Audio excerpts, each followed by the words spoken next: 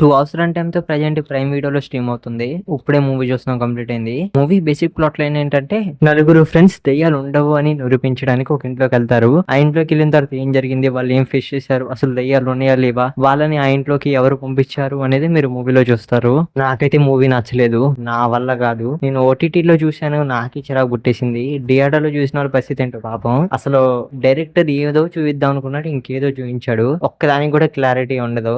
అసలు స్టోరీ ఒక ఇంట్లో జరుగుతుందంటే అసలు ఆ ఇంట్లో ఏం జరిగింది అని బ్యాక్ స్టోరీ చెప్పాలి కదా, లేకపోతే వెళ్ళినోళ్ళు ఆ ఇంట్లో ఏం జరిగిందని తెలుసుకోవాలి కదా. అలాంటిది ఏం ఉండదు. దెయ్యాలు ప్రతి 5-10 నిమిషాలకు ఒకసారి వస్తా ఉంటే పోతా ఉంటాయి. నైట్ మార్నింగ్ తేడా కూడా ఉండదు.